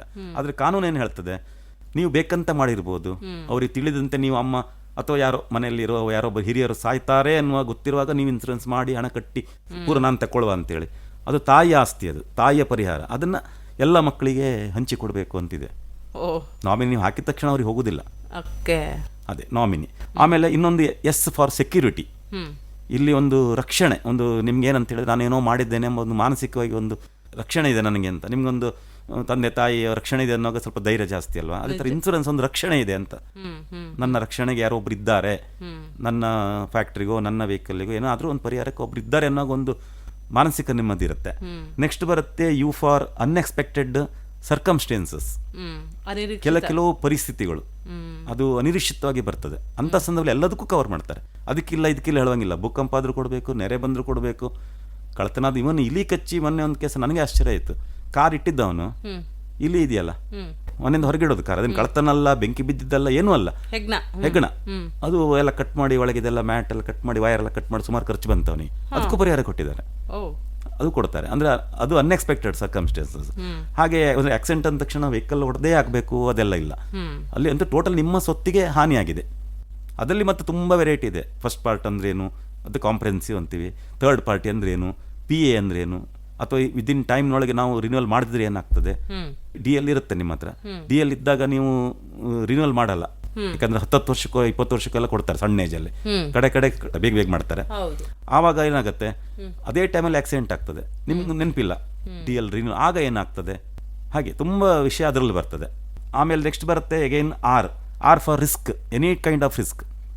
ಅದು ಇಲ್ಲ ಇದಿಲ್ಲ ಹೇಳುವಂಗಿಲ್ಲ, ಯಾವುದೇ ರಿಸ್ಕನ್ನು ಕವರ್ ಮಾಡಬೇಕು, ಅದಕ್ಕೋಸ್ಕರ ಇರೋದು ಇನ್ಸೂರೆನ್ಸ್. ಆಮೇಲೆ ನೆಕ್ಸ್ಟ್ ಬರುತ್ತೆ A ಫಾರ್ ಆಕ್ಸಿಡೆಂಟ್, ಎಲ್ಲ ಥರದ ಆಕ್ಸಿಡೆಂಟ್. ಅದು ರಸ್ತೆ ಅಪಘಾತ ಇರ್ಬೋದು, ಬೆಂಕಿ ಅನಾಹುತ ಇರ್ಬೋದು, ಬಿಲ್ಡಿಂಗಿಂದ ಮರದಿಂದೆಲ್ಲ ಮೇಲಿಂದೆಲ್ಲ ಬೀಳ್ತಾರೆ, ಹಾವು ಕಚ್ಬೋದು, ಹುಚ್ಚುನಾಯಿ ಕಚ್ಬೋದು, ಚಿರತೆ ದಾಳಿ, ಆನೆ ದಾಳಿ, ಅಥವಾ ಜೇನ್ನೊಣದ ಕಾಟಗಳು, ಎಲೆಕ್ಟ್ರಿಕ್ ಶಾಕ್, ಆಮೇಲೆ ಬಾವಿ ಕೆರೆ ಹೊಳೆಗೆ ಬೀಳೋದು, ಮೀನು ಹಿಡ್ಲಿಕ್ಕೆ ಹೋದಾಗ ಬೀಳ್ತಾರೆ, ಈಜ್ಲಿಕ್ಕೆ ಹೋದಾಗ ಬೀಳ್ತಾರೆ, ಬಟ್ಟೆ ಒಗಿಲಿಕ್ಕೆ ಹೋದಾಗಲೂ ಅಲ್ಲಿ ನೀರಿಗೆ ಬೀಳ್ತಾರೆ ಅಲ್ವಾ, ಸಮುದ್ರಕ್ಕೆಲ್ಲ ವಿಹಾರಕ್ಕೆ ಹೋದಾಗಲೂ ನೀರಿಗೆ ಬೀಳ್ತಾರೆ, ಅದೆಲ್ಲವೂ ಬಂತು. ಆದರೆ ಇಲ್ಲಿ ಒಂದೇನಂತ ಹೇಳಿದ್ರೆ ನಮ್ಮ ಆತ್ಮಹತ್ಯೆಗೊಂದು ಕೊಡೋದಿಲ್ಲ. ಈ ಅಪಘಾತ ವಿಮೆಯಲ್ಲಿ LICಯಲ್ಲಿ ಕೊಡ್ತಾರೆ, ಅದು ಕೆಲವು ಕಂಡೀಷನ್ಸ್ ಇದೆ. ಈ ಜನರಲ್ ಇನ್ಸೂರೆನ್ಸಲ್ಲಿ ಕೊಡುವ ಅಪಘಾತ ವಿಮೆಯಲ್ಲಿ ಪರ್ಪಸ್ಲಿ ನಾವೇನಾದರೂ ಬೇಕಂತೆ ನಾವೇ ಸ್ಟ್ಯಾಬ್ ಮಾಡಿಕೊಂಡ್ರೆ, ಚೂರಿ ಹಾಕ್ಕೊಂಡ್ರೆ ಅದು ಇನ್ನೊಬ್ಬ ಹಾಕಿದ್ರು ಕೊಡ್ತಾರೆ, ನಾವು ಹಾಕೊಂಡ್ರು ಕೊಡಲ್ಲ. ನಾವಾಗಿ ಹಾರಿದ್ರೆ ಇಲ್ಲ, ಇನ್ನೊಬ್ಬ ದೂಡಿ ಹಾಕಿದ್ರೆ ಇದೆ, ನೀರಿಗೋ ಬಿಲ್ಡಿಂಗಿಂದ ಅಪಘಾತ ಅಂದ್ರೆ ನಮ್ಮ ಅನ್ಎಕ್ಸ್ಪೆಕ್ಟ್ ಗೊತ್ತಿಲ್ಲ, ನಿಂತಿದ್ದೆ ಯಾರೋ ದೂಡಿ ಬಿಟ್ರು. ಆದರೆ ಈಗ ಏನು ಮಾಡ್ತಾರೆ, ಎಲ್ಲ ಸೆಲ್ಫಿ ಮಾಡಿ ಸಾಕ್ಷಿ ಇಟ್ಟು ಸಾಯ್ತಾರೆ ಕೆಲವರು, ನಾನು ಸಾಯ್ತೇನೆ. ಆಗ ಏನು ಮಾಡ್ಲಿಕ್ಕೆ ಮೊದಲೆಲ್ಲ ಏನು ಮಾಡ್ತಿದ್ರು, ಅವನು ಪರ್ಪಸ್ಲಿ ಆತ್ಮಹತ್ಯೆ ಮಾಡಿಕೊಂಡ್ರು, ಚೀಟಿ ಇಟ್ಟರು ತೆಗೆದು ಹರಿದು ಬಿಸಾಡಿ ಅದು ಆತ್ಮಹತ್ಯೆ ಅಂತ, ಇದು ಅಪಘಾತ ಅಂತ ನಿರೂಪಿಸಿ ಸಂಸ್ಥೆಯಿಂದ ತಗೊಳ್ತಿದ್ರು ಪರಿಹಾರ ಅಲ್ವಾ. ಈಗ ಆಗಲ್ಲ, ಈಗ ಅವನೇ ಸಾಕ್ಷಿ ಇಟ್ಟು ಹೋಗ್ತಾನೆ, ಮೊಬೈಲ್ ಎಲ್ಲ ಮಾಡಿಬಿಟ್ಟು ನನಗೆ ಈಗ ಟೆನ್ಷನ್ ಇದೆ, ಟಾರ್ಚರ್ ಇದೆ, ನಾನು ಸಾಯ್ತಾ ಇದ್ದೇನೆ ಅಂತ ಹೇಳಿ ಆಗ ಅದನ್ನು ಆತ್ಮಹತ್ಯೆ ತಗೊಳ್ತಾರೆ. ಆಗ ಅದಕ್ಕೆ ಬರಲ್ಲ. ಎನಿ ಕೈಂಡ್ ಆಫ್ ರಿಸ್ಕ್ ಅಥವಾ ಎನಿ ಸರ್ಕಮ್ಸ್ಟೆನ್ಸ್ ಕೊಟ್ಟರು ಸಹ ಅಲ್ಲಿ ಕೆಲವು ಕ್ಲಾಸಸ್ ಇದೆ. ಪರ್ಪಸ್ಲಿ ನಮ್ಗೆ ಗೊತ್ತಿದ್ದುಕೊಂಡು, ಈಗ ಮೊನ್ನೆ ಒಂದು ಹುಡುಗಿ ಫಿನೈಲ್ ಕುಡಿತು, ಹಾಸ್ಪಿಟಲೈಸ್ಡ್ ಆದರು, ಕೊಡಲಿಲ್ಲ. ಕಾರಣ ಅವಳು ದೊಡ್ಡ ಹುಡುಗಿ, ಅವಳಿಗೆ ಗೊತ್ತಿದೆ ಫಿನೈಲ್ ಯಾವ್ದು ಅದೇ ಸಣ್ಣ ಮಗು ಕುಡಿದ್ರೆ ಕೊಡ್ತಾರೆ. ಸಣ್ಣ ಮಗು ಹಾಲು ಅಂತ ತಿಳಿದು ಫಿನೈಲ್ ಕುಡಿದು ಹೆಲ್ತ್ ಅಪ್ಸೆಟ್ ಆಗಿ ಹಾಸ್ಪಿಟ್ಲ್ ಹೋಗಿ ಅಲ್ಲಿ ಸುಮಾರು ಬಿಲ್ ಆಗಿದೆ. ಆ ಹುಡುಗಿ ಕೊಡಲಿಲ್ಲ. ಅವಳು SLC ಹುಡುಗಿ, ಅವಳೇನೋ ತಾಯಿ ಜೋರು ಮಾಡಿದ್ಲು ಅಥವಾ ಏನೋ ಕಾರಣದಿಂದ ಸಿಟ್ಟು ಬಂದು ಫಿನೈಲ್ ಕುಡ್ದದ್ದು, ಅದರಿಂದ ಹೆಲ್ತ್ ಅಪ್ಸೆಟ್ ಆಗಿ ಹಾಸ್ಪಿಟಲೈಸ್ಡ್ ಆಗಿದ್ದಾಳೆ. 30-40 ಸಾವಿರ ಖರ್ಚಾಗಿದೆ. ಸಣ್ಣ ಒಂದು ಫಿನೈಲ್ ಬಾಟ್ಲಿಂದ 40 ಸಾವಿರ ಖರ್ಚು ಅವರಿಗೆ ಮನೆಗೆ. ಇನ್ಸೂರೆನ್ಸ್ ಇದೆ, ಬಂದರು ನಮ್ಮಲ್ಲಿ, ಇಲ್ಲ ಕೊಡಲ್ಲ. ಹಾಗಾಗಿ ನಾವು ಪರ್ಪಸ್ಲಿ ನಾವು ಬೇಕಾದಾಗ ವಿಷ ಕುಡಿದ್ರೆ, ಹಾರಿದ್ರೆ, ಆತ್ಮಹತ್ಯೆ ಮಾಡ್ಕೊಂಡ್ರೆ ಅದಕ್ಕೆಲ್ಲ ಇಲ್ಲ. ಕೇಳುಗ್ರೆ ಗಮನಿಸ್ಕೊಳ್ಳಿ ಇದನ್ನ. ನೆಕ್ಸ್ಟ್ ಬರುತ್ತೆ N ಫಾರ್ ನೆಸಸರಿ ಪ್ರೊಟೆಕ್ಷನ್, ಅಗತ್ಯವಾದ ಪ್ರೊಟೆಕ್ಷನ್ ಅವನ ಮನೆಗೆ ಕೊಡ್ತಾರೆ. ಅವನ ಮಗು, ಕೆಲವು ನಮ್ಮಲ್ಲಿ ತುಂಬ ಇದ್ದಾವೆ. ಅದರಲ್ಲಿ ಒಬ್ಬ ವ್ಯಕ್ತಿ ಸತ್ತರೆ ಅವನ ಮನೆಗೆ ತುಂಬ ನಷ್ಟ, ಒಂದು ಜೀವ ನಷ್ಟ, ಅದೊಂದು ಆರ್ಥಿಕ ನಷ್ಟ ಆಗ್ತದೆ. ಜೀವ ಹೋಯ್ತು, ವಾಪಸ್ ಕೊಡ್ಲಿಕ್ಕೆ ಆಗಲ್ಲ. ಆದರೆ ಆರ್ಥಿಕ ನಷ್ಟ ಅಂದ್ರೇನು, ಅವನು ಮಾಡಿದ ಸಾಲಗಳು, ಕಾರ್ ಮೇಲೆ ಸಾಲ, ಮನೆ ಮೇಲೆ ಸಾಲ ಎಲ್ಲ ಬರ್ತಾರೆ, ಸೊಸೈಟಿಯವರು, ಬ್ಯಾಂಕ್ನವರೆಲ್ಲ ಬರ್ತಾರೆ, ಚಿನ್ನ ಇದ್ರೆ ಎಲ್ಲ ಮಾಡ್ತಾರೆ ಅಲ್ವಾ, ಕಾರ್ ಇದ್ರೆ ಎಳ್ಕೊಂಡು ಹೋಗ್ತಾರೆ, ಬೈಕ್ ಇದ್ರೆ, ಅವರಿಗೆ ಹಣ ಮುಖ್ಯ ಅಲ್ಲಿ, ಮತ್ತೇನು ಕೇಳಲ್ಲ ಅವರು. ನಡು ವಿಧಿಗೆ ಬರಬೇಕಾಗತ್ತಾ ಮನೆಯವರು ಇನ್ಸೂರೆನ್ಸ್ ಇಲ್ದಿದ್ರೆ. ಇಲ್ಲಿ ಅಂಥ ರೀತಿಯಲ್ಲಿ ಅವರಿಗೆ ಪ್ರೊಟೆಕ್ಷನ್ ಕೊಡ್ತಾರೆ. ಅಥವಾ ಮಕ್ಕಳಿಗೆ ವಿದ್ಯಾಭ್ಯಾಸ ನಿಲ್ತದೆ, ಆ ಮಕ್ಕಳಿಗೆ ವಿದ್ಯಾಭ್ಯಾಸ ಕೊಡುವಂಥದ್ದು ಇದೆ ನಮ್ಮಲ್ಲಿ. ಇನ್ಸೂರೆನ್ಸ್ ಮಾಡಿದರೆ ಅವನ ಮಗುವಿನ ತಂದೆ ಅಥವಾ ತಾಯಿ ಯಾರು ಇನ್ಸೂರ್ಡ್ ಪರ್ಸನ್ ಇದ್ದಾರೆ ಅವ್ರು ಸತ್ತರೆ ಆ ಮಗುವಿನ ಎಜುಕೇಷನಿಗೂ ಹೆಲ್ಪ್ ಮಾಡುವಂಥದ್ದೆಲ್ಲ ಇದೆ ನಮ್ಮಲ್ಲಿ, ಆ ಥರ ಪ್ರೊಟೆಕ್ಷನು. ಆಮೇಲೆ next C for claim. Claim ಅಂದರೆ ಪರಿಹಾರ ಕೊಡುವಂಥದ್ದು. ಕ್ಲೇಮ್ನಲ್ಲಿ ತುಂಬ ಪ್ರೊಸೀಜರ್ಸ್ ಇದೆ, ಅದೆಲ್ಲವನ್ನು ಮಾಹಿತಿಯನ್ನು ಕೊಡುವಂಥದ್ದು. Next E for exclusions. ಅದು ನಾವು ಮೊದಲಾಗಿ ಫಸ್ಟ್ ನಾವು ಅದೆಲ್ಲ ಕಂಡೀಷನಲ್ಲಿ ನಾವು ಎಕ್ಸ್ಕ್ಲೂಷನ್ಸ್ ಫಸ್ಟ್ ಹೇಳ್ತೀವಿ, ಯಾಕಂದರೆ ಅದೇ ಗಲಾಟೆಗೆ ಬರ್ತಾರೆ ಜನ, ಏನು ಕೊಡಲ್ಲ ಇನ್ಸೂರೆನ್ಸ್ ಅಂತ. ಯಾವ್ಯಾವ ಸಂದರ್ಭದಲ್ಲಿ ಯಾವ್ಯಾವ ಸಂದರ್ಭದಲ್ಲಿ ಕೊಡಲ್ಲ ಅಂತ. ಈಗ ನಿಮ್ಮ ವೆಹಿಕಲ್ ಇನ್ಸೂರೆನ್ಸ್ ಅಲ್ಲಿ ತಕೊಂಡ್ರೆ ಅಲ್ಲಿ ಕೆಲವೆಲ್ಲ ಕಂಡೀಷನ್ಸ್ ಇದೆ, ಅಲ್ಲಿ ನಾವು ಏನೆಲ್ಲ ಕೊಡಲ್ಲ ಅಂತ ಹೇಳ್ತಾರೆ. ಹೆಲ್ತ್ ಇನ್ಸೂರೆನ್ಸ್ ತಕೊಂಡ್ರೆ ಅಲ್ಲಿ ಫಸ್ಟ್ ಒಂದು ಲಿಸ್ಟೇ ಇದೆ, ಎಕ್ಸ್ಕ್ಲೂಷನ್ಸ್ ಅಂತೇಳಿ ದೊಡ್ಡ ಲಿಸ್ಟ್ ಇದೆ. ಕೊಡೋದಕ್ಕಿಂತ ಜಾಸ್ತಿ ಕೊಡದಿದೆ ಜಾಸ್ತಿ ಇದೆ. ಬೈ ಬರ್ತ್ ಬರುವಂಥದ್ದು ಕೆಲವು ಸಮಸ್ಯೆಗಳು, ಹುಟ್ಟಿದಾಗಲೇ ಮಗುವಿಗೆ ಒಂದು ಕಾಲು ಉದ್ದ, ಒಂದು ಕಾಲು ಗಿಡ್ಡ, ಮೆಳ್ಳೆಗಣ್ಣು, ಸೀಳ್ತುಟಿ, ಹರ್ನಿಯಾ, ಹಾರ್ಟಲ್ಲಿ ಹೋಲು, ಕಿಡ್ನಿ, ಸುಮಾರಿದೆ ಪ್ರಾಬ್ಲಮ್ ಹುಟ್ಟಿದ ಮಕ್ಕಳಿಗೆ. ಅವ್ರು ಈಗ ಬರ್ತಾರೆ ಇನ್ಸೂರೆನ್ಸಿಗೆ, ಅಂದರೆ ಅದರ ರಿಪೇರಿಗೆ. ಅದು ಕೊಡಲ್ಲ, ಬೈ ಬರ್ತ್ ಬಂದಿದ್ದು ಕೊಡಲ್ಲ ಅಂತಾರೆ. ಇನ್ನು ಕೆಲವರಿಗೆ ಬುದ್ಧಿಮಾಂದ್ಯ ಇರ್ತದೆ ಮಕ್ಕಳಿಗೆ ಅಂಥ ಮಕ್ಕಳು. ಆದರೆ ಈಗ ಏನಾಗಿದೆ ಅಂತ ಹೇಳಿದ್ರೆ, ಈಗ ಇತ್ತೀಚೆಗೆ ಬಂದ ಕೆಲವು ಕಾನೂನುಗಳು ಬದಲಾವಣೆಯಾಗಿ ಅಂಥ ಮಕ್ಕಳಿಗೂ ಕೊಡಬೇಕು, ವಿಶೇಷ ಚೇತನ ಕೊಡಬೇಕು ಅಂತ ಒಂದು ಬಂದಿದೆ ಈಗ. ಆದರೆ ಇದಾಗುವಂಥದ್ದು, ಡಲ್ ಆಗುವಂಥದ್ದು, ಬುದ್ಧಿಮಾಂದ್ಯ ಬರ್ತದೆ ಕೆಲವರಿಗೆ ಬೇರೆ ಬೇರೆ ಕಾರಣದಿಂದ. ಅದಕ್ಕೆಲ್ಲ ಕವರ್ ಆಗ್ತದೆ. ಮಾನಸಿಕ ಖಿನ್ನತೆ ಅದೆಲ್ಲ ಬಂದಾಗ ಅದರ ಚಿಕಿತ್ಸೆಗೆಲ್ಲ ಕೊಡ್ತಾರೆ. ಹಾಗೆ ಸೊ ಮನಸ್ಸಿನ ಕಾಯಿಲೆಗಳಿಗೂ ಉಂಟು ಈಗ ಇದೆ. ಆದರೆ ಹೆಚ್ಚಿನ ಇದರಲ್ಲಿ ಏನಾಗುತ್ತೆ ಅಂದರೆ, ಮನಸ್ಸಿನ ಕಾಯಿಲೆಗಳಿಗೆ ಅಡ್ಮಿಷನ್ ಇರಲ್ಲ, ಬರೇ ಕೌನ್ಸಿಲಿಂಗ್ ಮಾಡುವಂಥದ್ದು ಅಥವಾ ಟ್ಯಾಬ್ಲೆಟ್ಸ್ ಮಾತ್ರೆ ಕೊಟ್ಟು ಧೈರ್ಯ ತುಂಬಿ ಅವರಿಗೆ ಮನೆ ಕಳಿಸೋದು ಹೆಚ್ಚಾಗಿ. ಇನ್ಸೂರೆನ್ಸ್ ಅಲ್ಲಿ ಏನು ಮಾಡ್ಕೋತಾರೆ, ಅದು ತುಂಬ ಸಿವಿಯರ್ ಆದರೆ ಅವರಿಗೆ ಅಬ್ಸರ್ವೇಷನ್ಸ್ ಇರ್ತದೆ, ಡಾಕ್ಟರ್ ಅಗತ್ಯ ಇರ್ತದೆ, ಅಥವಾ ಮನೇಲಿ ಕಂಟ್ರೋಲ್ ಮಾಡ್ಲಿಕ್ಕೆ ಆಗೋದಿಲ್ಲ, ಅದೆಲ್ಲ ಇದ್ದಾಗ ಅಡ್ಮಿಟ್ ಮಾಡ್ಕೊಳ್ತಾರೆ. ಈಗ ಪ್ರಾರಂಭ ಆಗಿದೆ. ಈಗ ಮೊದಲೆಲ್ಲ ತುಂಬ ಈಸಿಯಲ್ಲಿ ಇದಾಗ್ತದೆ, ಇಲ್ಲ ಕೊಡಲ್ಲ ಅಂತ ಮಕ್ಕಳನ್ನ ತರಬೇಡಿ ಅಂತಾರೆ. ಇವನ್ ಅಂಗವೈಕಲ್ಯ ಆದರೂ ಅಷ್ಟೇ, ಮೊದಲೇ ಹುಟ್ಟುವಾಗಲೇ ಪೋಲಿಯೋ ಎಲ್ಲ ಇದ್ದರೆ ಅದಕ್ಕೆ ಇವರು ಇನ್ಸೂರೆನ್ಸ್ನ ನಾವು ಜವಾಬ್ದಾರಲ್ಲ, ಮೊದಲೇ ಇತ್ತು ಅಂತಾರೆ. ಅದಕ್ಕೆ ನಾವು ಬೆಟರ್ ಹೇಳೋದು, ಹೆರಿಗೆ ಪಾಲಿಸಿ ತಕ್ಕೊಂಡ್ರೆ ಹುಟ್ಟಿದ ಮಗುವಿಗೆ ಹುಟ್ಟಿದ ಕೂಡಲೇ ಬರೋ ಸಮಸ್ಯೆ ಅದರೊಳಗೆ ಇನ್ಬಿಲ್ಟ ಇರುತ್ತೆ. ಹಾಗಾಗಿ ಈಗ ಇನ್ನು ಮುಂದಿನ ಜನರೇಷನ್ ಏನು ಮಾಡಬೇಕು ಗೊತ್ತಾ, ಹೆರಿಗೆ ಪಾಲಿಸಿ ತಗೋಬೇಕು. ಈಗ ಈಗ ಮದುವೆ ಆಗುವವರು ಸ್ವಲ್ಪ ರೇಟ್ ಜಾಸ್ತಿ ಇರ್ತದೆ, ಆದರೆ ಬೆಟರ್ ಅದು ಆಕ್ಚುಲಿ. ಹೌದು, ಈಗ ಒಂದು 10,000 ಕೊಡೋ ಬದಲು 15,000 ಕೊಟ್ಟರೆ ಅವರಿಗೆ ಹೆರಿಗೆ ಖರ್ಚು ಕೊಟ್ಟರು. ಬಿಫೋರ್ ಡೆಲಿವರಿ ಹೊಟ್ಟೆ ಒಳಗೆ ಮಗು ಇರುವಾಗ ಕೆಲವು ತೊಂದರೆ ಬರುತ್ತೆ, ಅದಕ್ಕೆ ಇಟೋರೆಫೆಟಲ್ ಟ್ರೀಟ್ಮೆಂಟ್ ಅಂತ ಅದಕ್ಕೂ ಕೊಡ್ತಾರೆ. ಎಷ್ಟೋ ಲಕ್ಷ ಬೇಕು ಅದಕ್ಕೆ ಇಂಜೆಕ್ಷನ್ ಎಲ್ಲ. ಈ ಮಾಹಿತಿ ತುಂಬಾ ಬೇಕು, ಯಾಕಂದ್ರೆ ನಾನು ನನ್ನ ಪ್ರೆಗ್ನೆನ್ಸಿನಲ್ಲಿ ಪ್ರೆಗ್ನೆಂಟ್ ಆದ್ಮೇಲೆ ಪ್ರೆಗ್ನೆನ್ಸಿ ಇನ್ಶೂರೆನ್ಸ್ ಬಗ್ಗೆ ಥಿಂಕ್ ಮಾಡಿದ್ದು ನಾನು.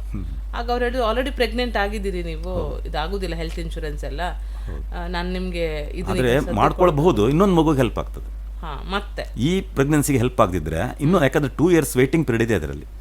ಈಗ ಮಾಡಿದ ತಕ್ಷಣ ಸಿಗಲ್ಲ. ನಮ್ಮಲ್ಲಿ ಒಂದು 4 ವೆರೈಟಿ ಇದೆ. ನಾನು 4-5 ಕೆಲಸ ಮಾಡ್ತೀನಲ್ಲ, 1 yearಗೆ ಫಸ್ಟ್ ಇಯರೇ ಕೊಡೋದು ಇದೆ, 9 ತಿಂಗಳಲ್ಲಿ ಕೊಡ್ತಾರೆ. ನೀವು ಮದುವೆ ದಿನ ಗಿಫ್ಟ್ ಆಗಿ ಕೊಡ್ಬೋದು. ನಿಮ್ಮ ಚಿಕ್ಕ ಮಗಳ ಮದುವೆ ಇವತ್ತು, ನೀವು ಇವತ್ತು ಗಂಡ ಹೆಂಡತಿ ಸೇರಿಸಿ ಒಂದು ಪಾಲಿಸಿ ಕೊಟ್ಟರೆ ಫಸ್ಟ್ ಇಯರ್ಗೆ ನಿಮ್ಮ ಲೆಕ್ಕದಿಂದ ಸಿಗ್ತದೆ. ಅದು ಇದೆ. ಇನ್ನೊಂದಿದೆ 1 year ವೇಟ್ ಮಾಡುವಂಥದ್ದು, ಜಸ್ಟ್ 1 year. ಈ ವರ್ಷ ಆಯ್ತು, ಬರೋ ವರ್ಷನೇ ಹೆರಿಗೆಗೆ. ಇನ್ನೊಂದಿದೆ 2 year ವೇಟಿಂಗ್ ಮಾಡುವಂಥದ್ದು, 2 ವರ್ಷ ಕೊಡಲ್ಲ, ಆಫ್ಟರ್ 2 years ಕೊಡ್ತೀವಿ. ಇನ್ನೊಂದು 3 ವರ್ಷ ವೇಟಿಂಗ್ ಮಾಡಬೇಕು. ಅಂದರೆ ನೀವು ಜಾಸ್ತಿ ಲಾಂಗ್ ತಗೊಂಡಂಗೆ ರೇಟ್ ಕಡಿಮೆ ಇರ್ತದೆ.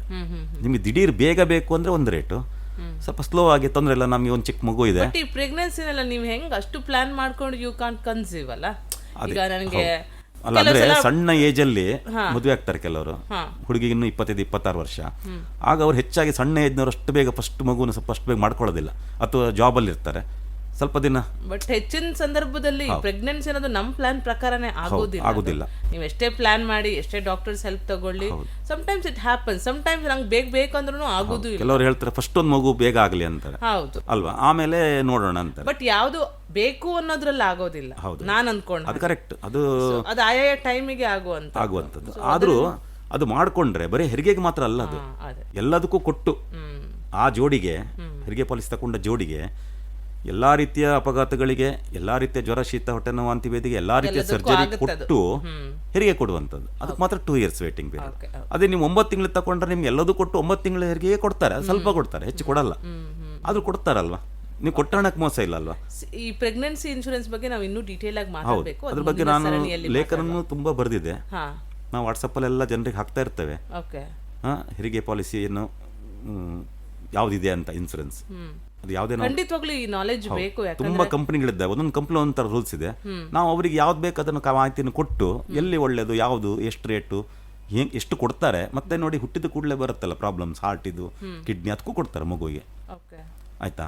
ಆಮೇಲೆ ಮಕ್ಕಳೇ ಆಗಲ್ಲ ಕೆಲವರು, IVF ಮಾಡ್ಲಿಕ್ಕೂ ಕೊಡ್ತಾರೆ. ಅದಕ್ಕೂ 3-4 ಲಕ್ಷ ಖರ್ಚಿದೆ, IVF ಕೊಡ್ತಾರೆ. ಹಾಗಾಗಿ ಅದು ಲಾಸೇ ಅಲ್ಲ, ಅದು ಜನರಿಗೆ ಅವ್ರು ಕೊಟ್ಟ ಹಣಕ್ಕೆ ಯಾವ ರೀತಿಯಿಂದ ಲಾಸ್ ಅಲ್ಲ ಅದು. ಇದ್ರ ಬಗ್ಗೆ ಡೀಟೇಲ್ಸ್ ಆಗಿ ಮುಂದಿನ ಸಂಚಿಕೆಗಳಲ್ಲಿ ಮಾತಾಡಬಹುದು. ಈಗ ಇನ್ಶೂರೆನ್ಸ್ ಎಲ್ಲದು ಆಯ್ತಾ? INSURANCE ಆಯ್ತು. ಈ ಅಂದ್ರೆ ಎಂತ ಹೇಳ್ರಿ ನೀವು? ಈ ಅಂದ್ರೆ ಎಕ್ಸ್ಕ್ಲೂಷನ್ಸ್. ಯಾವ್ದು ಕೆಲಸ ಅದು ನಾವು ಪಾಲಿಸಿ ಮಾಡುವಾಗ ಹೇಳಲೇಬೇಕು. ಕೆಲವರು ಅದೆಲ್ಲ ಹೇಳೋದಿಲ್ಲ. ಇವತ್ತೇನಾಗಿದೆ ಅಂತ ಹೇಳಿದ್ರೆ, ಜನ ಬಂದವರು ಕೇಳೋದಿಲ್ಲ. ಅವರಿಗೆ ಒಂದು ಇನ್ಸೂರೆನ್ಸ್ ಆದ್ರೆ ಆಯ್ತು, ಅವ್ರ ಮನಸ್ಸಿಗೆ ಎಲ್ಲ ಸಿಗ್ತದೆ ಅಂತ ಅವ್ರು ಎಣಿಸ್ಕೊಳ್ಳೋದು, ಕೇಳೋದಿಲ್ಲ. ಈ ಏಜೆಂಟ್ ಆಗದ ಏನು ಹೇಳ್ತಾನೆ ಪೂರ ಹೇಳೋದಿಲ್ಲ. ಹೇಳಿದ್ರೆ ಎಲ್ಲಿ ಅವರು ಅದನ್ನು ತಪ್ಪು ತಿಳಿತಾರೇನೋ, ಅಯ್ಯೋ ಸಿಕ್ಕುದಿಲ್ವಾ ಅಂತೇಳಿ ಎಕ್ಸ್ಕ್ಲೂಷನ್ಸ್ ಹೇಳಿದ ತಕ್ಷಣ ಕೆಲವರು ನೆಗೆಟಿವ್ ಆಗಿಬಿಡ್ತಾರೆ. ಹಾಗಾಗಿ ಹೇಳೋದಿಲ್ಲ, ಅದೇ ತಪ್ಪಾಗಿದೆ ನಮ್ಮಲ್ಲಿ. ಇವತ್ತು ಪಾಲಿಸಿ ಮಾಡುವ 100ರಲ್ಲಿ 50% ಜನಕ್ಕೆ ಇನ್ಸೂರೆನ್ಸ್ ಬಗ್ಗೆನೇ ಸರಿ ಗೊತ್ತಿಲ್ಲ. ಮಾಡುವವರಲ್ಲೇ ಅಂದ್ರೆ ಮಾಡಿಸಲಿಕ್ಕೆ ಯಾರು ಏಜೆಂಟ್ ಬರ್ತಾರೆ ಅವರಿಗೆ ಇನ್ಫಾರ್ಮೇಶನ್ ಇಲ್ಲ, ಏಜೆಂಟಿಗೂ ಇಲ್ಲ ಸರಿಯಾಗಿ. ಎಲ್ಲರಲ್ಲ ನಾನು ಹೇಳೋದು, ಒಂದು ಅರ್ಧಕ್ಕರ್ಧ ಜನಕ್ಕೆ ಸರಿಯಾದ ಮಾಹಿತಿ ಇಲ್ಲ. ನಿಜವಾಗಿ ಅವರು ಟ್ರೈನಿಂಗ್ ಕಂಪ್ಲೀಟ್ ತಕೊಂಡು ಅದನ್ನ ಅವರು ಕೊಡ್ಬೇಕು ಮಾಹಿತಿ. ಆಕ್ಚುಲಿ ಅವರು ಪೂರ್ತಿ ಮಾಹಿತಿ ಇಟ್ಕೊಂಡು ಬಂದ್ರೆ ನಿಮ್ಗೆ ಇಲ್ಲಿ ಕನ್ವರ್ಟ್ ಆಗೋರು ತುಂಬಾ ಜನ ಇರ್ತಾರೆ. ಹೌದು. ಮತ್ತೆ 50% ಜನ ಗೊತ್ತೇ ಇಲ್ಲ ಅವರಿಗೆ ಎಷ್ಟು ಲಕ್ಷದ ಇನ್ಸೂರೆನ್ಸ್ ಅಂತ ಗೊತ್ತಿಲ್ಲ, ಆಮೇಲೆ ಎಷ್ಟು ರೂಮ್ ರೆಂಟ್ ಸಿಗುತ್ತೆ ಅದಕ್ಕೆ ಅದು ಗೊತ್ತಿಲ್ಲ, ಮತ್ತೆ ಯಾವ ಪಾಲಿಸಿ ಅಂತ ಗೊತ್ತಿಲ್ಲ. ಯಾಕಂದ್ರೆ ಒಂದು ಕಂಪನಿಯಲ್ಲಿ ಒಂದೇ ಪಾಲಿಸಿ ಇರಲ್ಲ. ಈ ಹೋಟ್ಲಲ್ಲಿ ತಿಂಡಿ ಇದ್ದಾಗೆ ಇಡ್ಲಿ, ಬನ್ಸು, ಪೋಡಿ, ಮಸಾಲೆ ದೋಸೆ, ತುಪ್ಪ ದೋಸೆ ಅಂತ ಒಂದು ವೆರೈಟಿಗಳಿದ್ದಾವೆ, ವೆರೈಟಿಗಳು ಅಲ್ವಾ. ನೀವು ಹೋದ ತಕ್ಷಣ ತಿಂಡಿ ಕೊಡಿ ಅಂತ ಕೇಳಲ್ಲ, ಪರ್ಟಿಕ್ಯುಲರ್ ತಿಂಡಿ ಹೆಸರು ಹೇಳಿ ಇದು ಕೊಡಿ ಅಂತೀರಿ ನೀವು. ಹಾಗೆ ನಮ್ಮಲ್ಲಿ ಇನ್ಸೂರೆನ್ಸ್ ತುಂಬಾ ಇದೆ, ಅದು ಜನಕ್ಕೆ ಗೊತ್ತಿರೋದಿಲ್ಲ. ನಾವು ಅವ್ರಿಗೆ ಹೇಳಬೇಕು ಯಾವ್ಯಾವ್ದಿದೆ ಹೇಗಾಗಿದೆ ಅಂತ. ಕೆಲವು ಏನೋ ಒಂದು ಕೊಟ್ಬಿಡ್ತಾರೆ, ಆಮೇಲೆ ಅಯ್ಯೋ ಅದು ತಗೊಳ್ಬೇಕಾಗಿತ್ತು ಅಂತ ನಮ್ಮಂತರ ಸಿಕ್ಕಿದಾಗ ಹೇಳ್ತಾರೆ, ಅಷ್ಟೇ ನಂಗೆ ಗೊತ್ತೇ ಇಲ್ಲ ಮರ್ರೆ, ಇದಿಷ್ಟು ಒಳ್ಳೆದುಂಟ, ನಮ್ಗೆ ಅವ್ರ ಏಜೆಂಟ್ ಹೇಳೇ ಇಲ್ಲ ಅಂತಾರೆ. ಹಾಗಲ್ಲ, ನಾವು ಪೂರವನ್ನು ಹೇಳಬೇಕು ಅವರಿಗೆ. ಮತ್ತೆ ನಾವು ಎಲ್ಲವನ್ನೂ ಹೇಳಿ ಕನ್ಫ್ಯೂಷನ್ ಮಾಡಿದ್ರೆ ಅದೊಂದು ತಪ್ಪಾಗ್ತದೆ, ಅದು ರಗಳೆ. ನಿಮ್ಮನ್ನ ತುಂಬ ಹೇಳಿದಾಗ ನೀವು ನಿಮಗೆ ಕನ್ಫ್ಯೂಷನ್, ಅದು ತಗೊಳ್ಳೋದು ಇದು ತಗೊಳ್ಳೋದು. ಅದಕ್ಕೆ ನಾವೇನು ಮಾಡ್ತೀವಿ, ನಿಮ್ಗೆ ಸೂಟೇಬಲ್ ಆದದನ್ನು ನಾವು ನಿಮ್ಮ ಏಜು, ನಿಮ್ಮ ಇದು ಪ್ರೀಮಿಯಂ ಕಟ್ಟುವ ಕೆಪಾಸಿಟಿ, ಈಗ ತುಂಬ ಕಾಸ್ಟ್ಲಿ ಹೇಳಿಬಿಟ್ರೆ ನೀವು ಕೇಳಿ ವೇಸ್ಟ್ ಆಗ್ತದೆ ಅಷ್ಟು. ಹಾಗಾಗಿ ನಾವು ಅದನ್ನ ನೋಡ್ಕೊಳ್ತೇವೆ. ನಾವು ಫಸ್ಟ್ ಕೇಳ್ತೀವಿ ನಿಮ್ಮ ಒಂದು ಪ್ರೀಮಿಯಂ ಕೆಪಾಸಿಟಿ ಕೊಡುವಂಥದ್ದು ಎಷ್ಟಿದೆ ಅಂತ ಅಂದಾಜು ಕೇಳ್ಕೊಳ್ತೇವೆ. ಆಮೇಲೆ ನಮ್ಮಲ್ಲಿ ರೂರಲ್ ಮತ್ತೆ ಸಿಟಿ ಅಂತ ಅದು ವೆರೈಟಿ ಇದೆ, ಹಳ್ಳಿಗೆ ಸ್ವಲ್ಪ ಕನ್ಸೆಷನ್ ಇದೆ. ಈಗ ಒಂದು 100 ರೂಪಾಯಿ ಐಟಮ್ಗೆ ನೀವು 80 ರೂಪಾಯಿ ಹಳ್ಳಿಗೆ, ಅದು 20 ರೂಪಾಯಿ ಉಳಿತದೆ. ಅಂದ್ರೆ ಅದು 10,000 2,000 ದೊಡ್ಡ ಅಮೌಂಟ್. ಅದು 20,000 ರೂಪಾಯಿ ಮಗ 4,000 ಉಳಿತದೆ, ಅದೊಂದಿದೆ. ಮತ್ತೆ ಅಲ್ಲಿ ಫೆಸಿಲಿಟೀಸ್, ಈಗ ಸಾದಾ ಊಟ, ಸ್ಪೆಷಲ್ ಊಟ ಇದ್ದಾಗೆ. ಸಾದಾ ಊಟನೇ ಹಾಳಲ್ಲ, ಅದೇ ಅನ್ನ ಸಾರು ಪಲ್ಯಕ್ಕೆ ಎಕ್ಸ್ಟ್ರಾ ಕೊಟ್ಟು ಸ್ಪೆಷಲ್ ಊಟ ಅಲ್ವಾ, ಅದಕ್ಕೋಸ್ಕರ ಬೇರೆ ಅಕ್ಕಿನ ಅನ್ನ ಮಾಡಿದ್ದೆಲ್ಲ ಕೊಡಲ್ಲ ಅವರು. ಇಲ್ಲಿರೋ ಒಂದು 5 ಐಟಮ್ಗೆ ಮತ್ತೊಂದು 10 ಐಟಮ್ ಸೇರಿಸಿ 15 ಐಟಮ್ಗೆ ಅವರು 100 ರೂಪಾಯಿ ಇಡ್ತಾರೆ, ಸಾದಾ ಊಟಕ್ಕೆ 50 ರೂಪಾಯಿ. ಆಗ ನಾವೇನ್ ಮಾಡ್ಬೇಕು, ಅದು ಹಣ ಇಲ್ಲ ಅಂದ್ರೆ ಇದು ತಗೋಬೇಕು, ಹಣ ಇದ್ದು ನಾವು ಅದು ತಗೊಂಡ್ರೆ ಬೇಜಾರಾಗ್ತದೆ. ಆ ಕಡೆ ನೋಡ್ತೀವಿ, ಐಸ್ ಕ್ರೀಮ್ ಕೊಟ್ಟಿದ್ದಾರೆ, ಪಲಾವ್ ಕೊಟ್ಟಿದ್ದಾರೆ, ಹಪ್ಪಳ ಕೊಟ್ಟಿದ್ದಾರೆ, ಏನೇನೋ ಕೊಟ್ಟಿದ್ದಾರೆ ಅವನಿಗೆ, ಯಾಕಂದ್ರೆ ಅವನು ಡಬಲ್ ಕೊಟ್ಟಿದ್ದಾನೆ ಹಣ. ಹಾಗಾಗಿ ನಾವು ಏನು ಮಾಡಬೇಕು, ನಮಗೆ ಮತ್ತಿನ್ನು ರೂಮ್ ಕ್ಯಾಟಗರಿ, ಕೆಲವರು ಜನರಲ್ ವಾರ್ಡಲ್ಲಿ ಮಲಗಲಿಕ್ಕೆ ಇಷ್ಟಪಡೋದಿಲ್ಲ, ಆಮೇಲೆ ಒಳ್ಳೆ ರೂಮಿಗೆ ಮಲ್ಕೊಳ್ಳೋದು, ಚೀಪರ್ ಪಾಲಿಸಿ ಮಾಡೋದು, ಹೋಗಿ ಒಳ್ಳೆ ರೂಮಲ್ಲಿ ಮಲ್ಕೊಳ್ಳೋದು. ಈಗ ನಮ್ಮಲ್ಲಿ 2 ಲಕ್ಷದ ಮಿನಿಮಮ್ ಸ್ಟಾರ್ಟ್ ಆಗ್ತದೆ ಪಾಲಿಸಿ, ಅದು ರೂರಲ್ಲಿಗೆ ಮಾತ್ರ, ಹಳ್ಳಿಯವರಿಗೆ ಮಾತ್ರ. ಅದು ಬರೀ 2,000 ರೂಮ್ ರೆಂಟ್. ಅದೇ ನೀವು 5 ಲಕ್ಷದ ಪಾಲಿಸಿ ಇದೆ, ಒಂದು ಫ್ಯಾಮಿಲಿಗೆ 5 ಲಕ್ಷ, ಅದು ಬೆಸ್ಟ್. ಅದು ಯಾಕಂದ್ರೆ 5,000 ರೂಪಾಯಿ ದಿನಕ್ಕೆ ಪರ್ ಡೇ ಕೊಡ್ತಾರೆ. ರೂಮ್ ರೆಂಟ್ 5,000 ಒಳ್ಳೆ ರೂಮೇ ತಗೊಳ್ಬಹುದು, ಟಿವಿ ಇರುವಂತದ್ದು ಡಿಲಕ್ಸ್ ರೂಮ್. ಯಾಕಂದ್ರೆ ಅಲ್ಲಿ ಹಾಸ್ಪಿಟಲ್ ನಾವು ದಿನ ಹೋಗಿ ಮಲಗುವಂತ ಜಾಗ ಅಲ್ಲ ಅದು. ಅಂತ ತೊಂದರೆ ಆದಾಗ, ಕಷ್ಟ ಬಂದಾಗ ಹೋಗಿ ಮಲಗುವಂತ. ಅಲ್ಲಿ ಹೋದಾಗ್ಲೂ ನಮ್ಗೆ ಟೆನ್ಷನ್ ಇರಬಾರ್ದು, ಗಲಾಟೆ ಗೋಜಿ. ಯಾಕಂದ್ರೆ ನಾವು ಸರಿ ಇದ್ದೇವೆ, ಸಣ್ಣ ಪ್ರಾಬ್ಲಮ್, ಇನ್ನೊಬ್ಬ ಪಕ್ಕದಲ್ಲಿ ಬೆಡ್ ಅಲ್ಲಿ ಇನ್ನೊಬ್ಬ ಮಲಗಿರ್ತಾನೆ, ಹೌದು, ಅವನು ಬೊಬ್ಬ ಹಿಡಿತಾ ಇರ್ತಾನೆ, ನೋವು ಅದು ಇದು. ಆಗ ನಮ್ಗೆ ಆ ಟೆನ್ಷನ್ ನಮ್ ಕಾಯಿಲೆ ಗುಣ ಆಗೋದಿಲ್ಲ. ಹಾಗಾಗಿ ನಾವು ಒಂದು ಸಪ್ರೇಟ್ ಒಂದು ಸಿಂಗಲ್ ಪ್ರೈವೇಟ್ ರೂಮ್ ಇದ್ರೆ ಒಳ್ಳೇದು. ಹಾಗಾಗಿ ನಾವು ರೂಮ್ ರೆಂಟ್ ಒಂದು ಮಿನಿಮಮ್ 5,000 ತಗೊಳ್ಬೇಕು. ಮತ್ತೆ ಕುಂದಾಪುರದಂತ ಊರಲ್ಲಿ ನಿಮ್ಗೆ 2,000 ಒಳ್ಳೆ ರೂಮ್ ಸಿಗ್ತದೆ. ಅದೇ ನೀವು ಅದೇ ಪಾಲಿಸಿ ತಗೊಂಡು ಮಂಗಳೂರು ಬೆಂಗಳೂರು ಹೋದ್ರೆ ನಿಮ್ಗೆಲ್ಲ 5,000 ಕಡೆ ರೂಮೇ ಇಲ್ಲ. ಮಂಗಳೂರಿನಲ್ಲಿ ಇಲ್ಲ. ನನ್ನ ಫ್ರೆಂಡ್ ಒಬ್ಬರು ಮೊನ್ನೆ ಏನೋ ಪಯಕ್ಕೆ ಹೋದ್ರು, ಅವ್ನು ಮಾಡಿದ್ದು 2 ಲಕ್ಷದ್ದು 2,000 ರೂಮ್ ರೆಂಟ್ ಇದು. ಅಲ್ಲಿ ರೂಮೇ ಇಲ್ಲ 2,000ಕ್ಕೆ, ಮಿನಿಮಮ್ 5,000 ಅಲ್ಲಿ ಮಲಗಿದ ಅನಿವಾರ್ಯ. ಹಾಗಾಗಿ ದೊಡ್ಡ ದೊಡ್ಡ ಹಾಸ್ಪಿಟ್ಲಲ್ಲಿ ಸ್ಟ್ಯಾಂಡರ್ಡ್ ಹಾಸ್ಪಿಟ್ಲ್ ಅಂತ ಇರ್ತದೆ, ಅವರೆಲ್ಲ ಚೀಪರ್ ಅದೆಲ್ಲ ಇಡಲ್ಲ, ಒಳ್ಳೆ ರೂಮ್ ಇಡ್ತಾರೆ. ಯಾಕಂದ್ರೆ ಅಲ್ಲಿ ಹೈಫೈ ಹಾಸ್ಪಿಟ್ಲ್, ಅದು ಒಳ್ಳೆ ಕ್ವಾಲಿಫೈಡ್ ಡಾಕ್ಟರ್ಸ್ ಇರ್ತಾರೆ. ಹಾಗಾಗಿ ಅವರು ಚೀಪರ್ ಅಂತ ತೀರಾ ಬಡ ಕ್ಯಾಟಗರಿ ಬರೋದು ಬೇಡ ಅಂತ, ಸ್ವಲ್ಪ ಸ್ಟ್ಯಾಂಡರ್ಡ್ ಜನನೇ ಬರಲಿ ಅಂತ ಕೆಲವು ಹೋಟ್ಲಲ್ಲಿ ನೋಡಿ ಎಲ್ಲ ಥರ ಸಣ್ಣ ಪುಟ್ಟ ತಿಂಡಿ ಇಡೋದಿಲ್ಲ ಅವರು. ಹೌದು, ಸ್ಟ್ಯಾಂಡರ್ಡ್ ಕೆಲವು ತಿಂಡಿ ಇಡ್ತಾರೆ, ಒಳ್ಳೆ ವ್ಯಾಪಾರ ಮಾಡ್ತಾರೆ. ಹಾಗೆ ಅದೇ ಥರ ಈ ಇನ್ಸೂರೆನ್ಸ್ನಲ್ಲಿ ಹಾಗೆ. ಸರಿ, ಈ ಇನ್ಶೂರೆನ್ಸ್ ಬಗ್ಗೆ ಇವತ್ತಿನ ಮೊದಲ ಸಂಚಿಕೆಯಲ್ಲಿ ನಮಗೆ ತುಂಬ ಇನ್ಫಾರ್ಮೇಷನ್ ಸಿಕ್ತು. ಒಂದು, ಇನ್ಶೂರೆನ್ಸ್ ಯಾಕೆ, ಇನ್ಶೂರೆನ್ಸ್ ಯಾವ ಥರದಲ್ಲಿರುತ್ತೆ, ಇನ್ಶೂರೆನ್ಸ್ನ ಹಿಸ್ಟ್ರಿ ಅಂತ ಯಾವಾಗಿಂದ ಇತ್ತು, ಮತ್ತು ಯಾವುದಕ್ಕೆಲ್ಲ ಇನ್ಶೂರೆನ್ಸ್ ಬೇಕಾಗುತ್ತೆ ನಾವು ಸ್ವಲ್ಪ ತಿಳ್ಕೊಂಡ್ವಿ ಅಷ್ಟೇ. ಒಂದೊಂದು ತುತ್ತಿಗೆ ತಿಂದಿರೋದು ಚೂರು ಚೂರು ಚೂರು ಚೂರು ಚೂರು ಚೂರು ಚೂರು ಟೇಸ್ಟ್ ಸಿಕ್ಕಿದೆ. ಈಗ ಇನ್ ಡೀಟೇಲ್ ಬೇಕು ನಮಗೆ. ಈಗ ಪ್ರತಿ ಇನ್ಶೂರೆನ್ಸ್ ಯಾವ್ದ್ಯಾವುದು, ಅದರಲ್ಲಿ ಏನು ಪ್ರೋಸ್ ಇದೆ, ಏನು ಕಾನ್ಸ್ ಇದೆ, ತಗೊಳಕ್ಕೆ ಬೇಕಾದ ನಮ್ಗೆ ಎಂತ ಗೊತ್ತಿರ್ಕ, ಎಂತೆಲ್ಲ ಅದರಲ್ಲಿ ಇರುವುದಿಲ್ಲ, ಇವುಗಳ ಬಗ್ಗೆ ಎಲ್ಲ ನಾವು ಇನ್ ಡೀಟೇಲ್ ವಿವರಣಾತ್ಮಕವಾಗಿ ನಿಮ್ಮ ಹತ್ರ ಕೇಳಬೇಕಿತ್ತು ಸರ್. ಇದು ಹೆಂಗಿದ್ರು ಸರಣಿ ಕಾರ್ಯಕ್ರಮ ಇನ್ಶೂರೆನ್ಸ್ಗಳ ಬಗ್ಗೆನೇ. ಸೊ ಮುಂದಿನ ಸಂಚಿಕೆಯಲ್ಲಿ ನಾವು ಇನ್ನಷ್ಟು ಮಾತಾಡುವ ಇದ್ರ ಬಗ್ಗೆ. ಅಡ್ಡಿಲ್ಲಲ್ಲ? ಅಡ್ಡಿಲ್ಲ. ನಮ್ಮ ಜೊತೆಗೆ ಕೇಳುಗ್ರೆ ಇಷ್ಟೊತ್ತು ತನಕ ಇಷ್ಟು ಚಂದ ಇನ್ಫಾರ್ಮೇಷನ್, ಎಷ್ಟು ನಿರರ್ಗಳತೆಯಿಂದ ಹೇಳಿದ್ರು, ಅವರ ಅನುಭವ ಅದರಲ್ಲೇ ಕಾಣುತ್ತೆ. ನಿತ್ಯಾನಂದ ಕುಂದಾಪುರ ಅವರು. ಸರ್ ನಮಸ್ಕಾರ, ನಿಮಗೆ ಥ್ಯಾಂಕ್ ಯು ಸೋ ಮಚ್, ನಿಮಗೆ ಧನ್ಯವಾದಗಳು. ವಂದನೆಗಳು. ಮುಂದಿನ ಸಂಚಿಕೆಯಲ್ಲಿ ಮತ್ತೆ ನಿತ್ಯಾನಂದ ಕುಂದಾಪುರ ರೋಟಿ ನಾನು ಸಿಗ್ತೇನೆ ನಿಮಗೆ. ಇದೇ ಇನ್ಶೂರೆನ್ಸ್ಗಳ ಬಗ್ಗೆ ಇನ್ನಷ್ಟು ಮಾಹಿತಿಯನ್ನು ತಿಳ್ಕೊಂಬ. ಕೇಳ್ತಾ ಇರಿ ರೇಡಿಯೋ ಕುಂದಾಪುರ 89.6 FM. ಇದು ಕುಂದಕಂಠಗಳ ಪ್ರಕೃತಿಯ ಸ್ವರ.